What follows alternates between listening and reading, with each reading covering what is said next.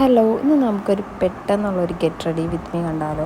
അപ്പോൾ face toner use ചെയ്യുന്നുണ്ട്. ഇത് ഫേസിൽ നല്ലോണം അപ്ലൈ ചെയ്ത് കൊടുക്കുക കേട്ടോ. അതിനുശേഷം ഞാൻ ലിക്വിഡ് ഫൗണ്ടേഷനാണ് യൂസ് ചെയ്യുന്നത്. ഇത് ലാക്മേയുടെ കേട്ടോ. ഇനി അത് ബ്ലെൻഡ് ചെയ്ത് കൊടുക്കുക. ഈ ബ്ലെൻഡിങ് ബ്രഷ് ഉപയോഗിച്ചാട്ടോ ചെയ്യുന്നത്. ഈ ബ്രഷ് അടിപൊളിയാണ്.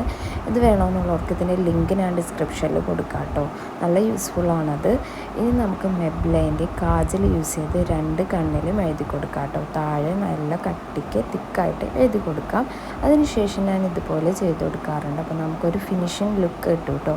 ഇനി മുകളിൽ നമുക്ക് ലൈൻ ചെയ്ത് കൊടുക്കാം. തിക്കായിട്ടാണ് ഞാൻ ലൈൻ ചെയ്ത് കൊടുക്കുന്നത്.